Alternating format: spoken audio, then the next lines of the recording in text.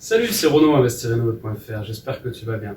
Aujourd'hui, j'ai le plaisir une fois de plus d'accueillir donc mon ami Renaud Soulier, avocat. Bonjour. Salut Renaud, merci beaucoup de me faire l'honneur de cette nouvelle interview et puis de nous recevoir donc ici dans tes locaux, Oui. tes locaux professionnels. Avec plaisir. Voilà, on avait fait une première vidéo ensemble que vous pourrez retrouver sur la chaîne qui avait beaucoup plu et du coup on s'était dit que ça pourrait être intéressant de parler peut-être de sujets un petit peu différents que je n'aborde pas toujours sur cette chaîne, qui concernent bien sûr toujours l'investissement et la rénovation. Donc je vous faisais une vidéo il y a quelques temps où je vous parlais de l'importance et de l'intérêt de réfléchir sérieusement à votre stratégie immobilière, vos objectifs liés à votre immobilier. Et c'est des sujets pour lesquels je discute souvent avec mon ami Renaud, justement, qui est vraiment spécialisé en stratégie fiscale et patrimoniale. Et on a échangé l'autre jour sur un sujet qui est intéressant et je me suis dit qu'il pourrait être très utile de vous partager. C'est un petit peu le cash flow vs la rentabilité, l'investissement sur le long terme. Et pour on parle souvent de cash flow, on parle souvent beaucoup de gens se focalisent un peu sur le cash flow avec toutes ces notions d'indépendance financière, de rente, de quitter son travail, etc. Mais on en oublie que le vrai levier le plus important à mon sens, et vraiment le plus puissant, le levier immobilier, il est lié vraiment au long terme, au facteur temps et au facteur levier bancaire. Et donc Renaud va nous parler un petit peu de ça aujourd'hui, puisque il est vraiment un peu spécialisé sur cette partie-là, et notamment de la partie amortissement et rendement long terme. Donc, qu'est-ce que tu peux nous dire par rapport à ça, puisque toi, ton objectif et ton travail, surtout quand tu travailles avec ta compagne des clients, c'est justement de passer un petit peu ce côté court terme, cash flow immédiat, et d'envisager le long terme, puisque l'immobilier, ça va durer sur plusieurs années, de voir ça un petit peu à long terme, notamment sur la partie fiscale, patrimoniale et transmission. Alors, tout d'abord, merci de me laisser l'occasion de pouvoir partager avec vous cette expérience, parce qu'en effet, on est confronté à ce genre de problème régulièrement lorsque les clients viennent au sein du cabinet pour exposer leurs souhaits, leurs envies, leurs stratégies. Et en réalité, la question, à mon avis, qui est la plus importante à se poser, est celle de savoir finalement quel est l'objectif de vie et quelle est l'intention derrière tout ce projet d'acquisition immobilière de un ou plusieurs biens immobiliers, sachant que on joue finalement dans la cour des grands, et la cour des grands, pour moi, c'est l'éternité. C'est en fait, il ne s'agit pas de viser court terme. Enfin, il s'agit pas. Il peut être intéressant de viser court terme pour générer un cash flow et ainsi pouvoir peut-être sortir de la routine et d'échanger son temps contre de l'argent. Mais de la même façon que cette orientation, elle a ses mérites et ses limites, on peut aussi s'interroger sur le fait de dire plutôt, moi je préfère à court terme continuer à avoir mon activité parce qu'elle me passionne, elle me nourrit, et en revanche bâtir un patrimoine sur le moyen long terme parce que c'est dans ce cadre-là que dans la durée je serai plus gagnant. On voit bien en bourse par exemple que malgré les soubresauts et les baisses et éventuellement des hausses des cours des actions, sur un horizon de 7-8 ans, on est bien plus en capacité de gagner de l'argent que sur un court terme, parce qu'il y a des phénomènes émotionnels qui viennent se greffer là-dessus. Donc avec les clients en rendez-vous, on met en place une stratégie, on détermine une feuille de route claire. Alors parfois, l'approche, quand c'est un couple, entre monsieur et madame n'est pas la même. Oui.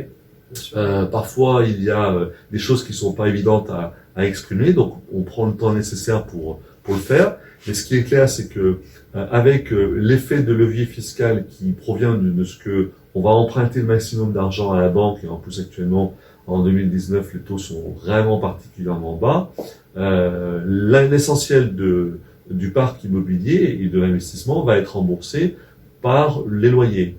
Alors quand on regarde sur une durée d'emprunt de 20 ans, parfois il faut, avec le prix de l'immobilier qui est très cher, parce que le corollaire de taux bas, c'est que l'immobilier est très cher, en fait, on s'aperçoit que il faut de plus en plus de temps pour rembourser un bien, et après, c'est soit j'ai besoin à court terme de gagner des sous, et auquel cas, l'immobilier peut être un effet d'enrichissement, et j'en suis pas certain. à court terme, soit je préfère plutôt maintenir mon axe moyen-long terme, et auquel cas je bâtis une stratégie qui fasse que quoi qu'il arrive dans la vie et les événements de vie du locataire, parce qu'il faut quand même bien penser que c'est le locataire qui va payer les échéances du prêt, je puisse, moi, investisseur, être garanti de toutes ces difficultés-là. Et ça, c'est un point vraiment important. Et alors, pour rentrer un peu plus concrètement, en fait, c'est vrai qu'on parlait tout à l'heure de l'amortissement, qui est quelque chose, au final, dont on parle presque jamais dans les vidéos sur Internet ou dans les formations. Et pourtant, ça reste quand même la base du levier de l'immobilier. Moi, je me rappelle quand j'ai démarré dans l'immobilier, j'avais rencontré un marchand de biens qui m'avait expliqué, en gros, que je pouvais me faire prêter de l'argent par la banque en totalité, avec lequel j'achetais un bien, et que le loyer allait autofinancer le bien. Et pour moi, j'avais encore ces vieilles images de dire l'immobilier, il faut avoir beaucoup d'argent pour investir, etc. Et en fait, j'ai pris conscience quand il m'a expliqué ça, juste le fait d'un autofinancement, ce qu'on appelle l'autofinancement, c'est-à-dire que juste les loyers couvrent les charges, donc au final, il reste zéro à la fin du mois. C'était déjà extraordinaire parce que tous les mois, finalement, j'ai quelqu'un que je ne connais pas, enfin en l'occurrence un locataire, qui met de l'argent quelque part sur un compte pour moi. Ouais. Et puis finalement, on en est venu un petit peu dans cette folie du cash flow, à dire si je gagne pas minimum 300-400 euros par mois, le bien il est pas rentable, etc. Mais ça, c'est comme tu le disais très justement tout à l'heure, c'est vraiment lié au fait que les taux sont très bas en ce moment. Mais ça, c'est la cerise sur le gâteau.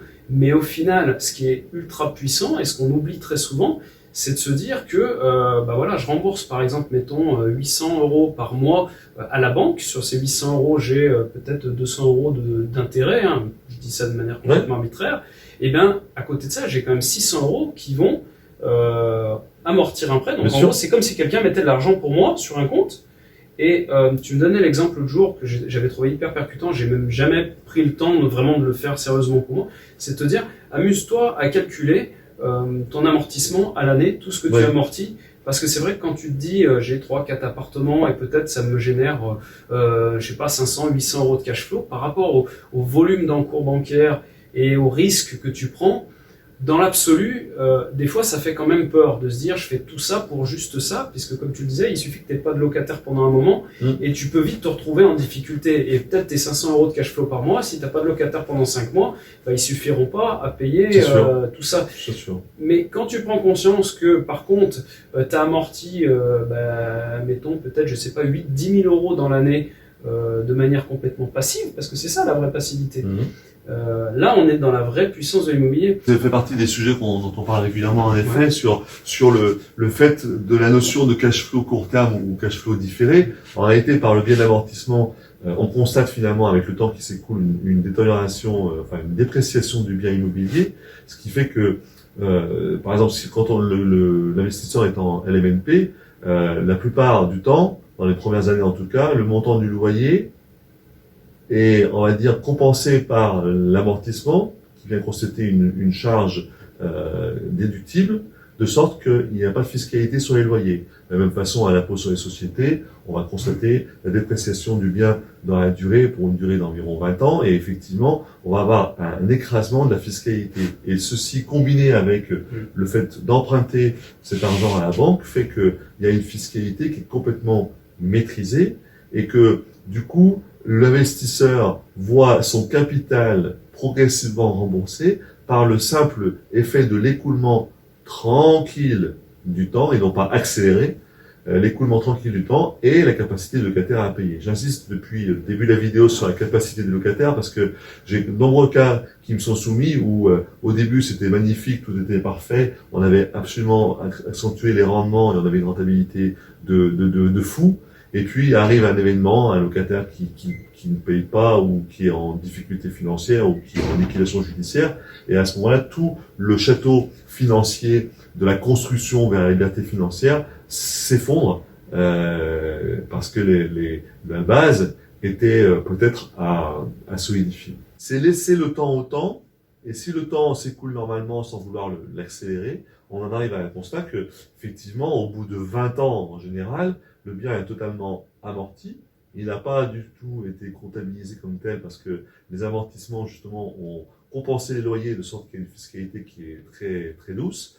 Et ceci combiné avec le troisième effet qui est celui d'avoir emprunté le maximum d'argent à la banque, c'est-à-dire en fait le ratio de fonds propres sur fonds étrangers est très élevé, ce qui fait que du coup, vous avez certainement dû exposer les frais de notaire, ou pas toujours, parce que parfois la banque peut financer les frais de notaire, et vous avez un bien qui va s'autofinancer par les locations. Donc c'est optimal, avec il y a deux régimes fiscaux, comme vous le savez, il y a l'impôt sur le revenu IS, on en parlera dans une autre vidéo, mais c'est vrai que c'est passionnant de voir que en réalité, vous constituez un patrimoine, tu te constitues un patrimoine par le simple écoulement du temps et la faculté du remboursement par le locataire. Moi, ce que je trouve important de souligner, c'est qu'il faut savoir mettre vraiment appuyer sur ce point-là, et c'est là-dessus qu'il faut se concentrer et vraiment étudier cette stratégie long terme, justement, d'amortissement, parce que c'est là qu'elle est la vraie valeur ajoutée. Tandis que le cash flow à court terme, il peut varier et il est beaucoup moins fiable. Aujourd'hui, on a un cash flow à court terme parce que les prêts sont très bas, mais c'est pas dit que ça reste comme ça dans le temps. Les loyers peuvent baisser, les loyers peuvent augmenter, il y a plein de choses qui peuvent varier, et le cash flow, finalement, voilà, ça c'est assez variable. Mais par contre, effectivement, l'amortissement, ça c'est noté sur un tableau, c'est fiable, c'est sûr. Et le temps fera qu'à la fin, vous serez propriétaire à 100% d'un bien qui se sera payé par l'intermédiaire d'un locataire. Donc ça, c'est top. Dernièrement, j'ai accompagné un investisseur qui me disait qu'il réalisait, en constatant la lecture de son tableau d'amortissement, qu'il générait 20 000 euros d'amortissement par an. 20 000 euros par an, ça fait 1500 ou 1700 euros par mois, qu'il ne touche pas, parce qu'effectivement, pour l'instant, il rembourse la banque. Mais lorsque ses prêts seront soldés, il aura cette somme qui tombera dans son escarcelle, sans y avoir contribué. C'est comme s'il avait un revenu complémentaire ou une retraite complémentaire de 20 000 euros par an avant fiscalité, pour lequel il n'aura absolument pas été à échanger son temps contre de l'argent. Donc c'est vraiment intéressant de prendre en compte le fait que quand votre investissement il est bien choisi au niveau de l'emplacement, que le bien est de belle qualité et qu'en plus vous avez un locataire, eh bien en fait vous avez, en étant patient, une mine d'or entre les mains, et il faut simplement se dire que ça sera non pas pour les générations futures, parce qu'il y a aussi besoin et envie d'en profiter, mais simplement voir que derrière cette partie-là de financement, il peut y avoir du soleil financier intéressant. D'où l'intérêt de commencer jeune aussi. C'est ça, d'où l'intérêt de commencer jeune, en ayant un objectif stratégique, patrimonial identifié, lequel peut aussi changer. En fait, il faut pas non plus se dire, voilà, il faut que je trouve vraiment le Graal de ma stratégie et qu'elle ne bougera plus pendant des années. Non, ça va, rassurons-nous, on peut respirer, on a le droit de changer. Et l'intérêt, justement, c'est d'arriver à choisir, comment je pourrais dire, la stratégie qui permette, si besoin, de changer de cap, sans pour autant perdre tous les bénéfices juridiques, fiscaux, patrimoniaux de ce qui a été mis en place. Ça, c'est un sujet qui est hyper intéressant, et je pense que ça vaudrait qu'on en discute dans une prochaine vidéo, parce que il y a vraiment un sujet complet là-dessus, mais c'est effectivement comment prévoir son investissement de façon à ce qu'il puisse évoluer dans le temps et que tu ne sois pas bloqué, parce que ça c'est vraiment important de pouvoir changer ton fusil d'épaule en cours de route et de pouvoir toujours rebondir en cas de changement, que ce soit économique, Bien sûr. Voilà, juridique, législatif, peu importe le changement qui peut arriver dans l'avenir, de pouvoir changer. Non, écoute, en tout cas, merci beaucoup pour avec plaisir. pour cette petite contribution, c'est chouette. Je pense qu'il y en aura certainement d'autres. Et puis, j'espère que ça vous a plu. N'hésitez pas à laisser un petit commentaire si vous avez des questions ou si vous avez des thématiques particulières qui pourraient être intéressantes du coup d'aborder avec Renaud, donc qui est avocat et spécialisé en patrimoine et fiscalité. Et puis, en tout cas, je vous remercie de me suivre. Vous pouvez, comme d'habitude, vous abonner à cette chaîne et télécharger le petit cadeau que je vous offre en vous abonnant sur mon blog. Et je vous dis à très bientôt pour une prochaine vidéo.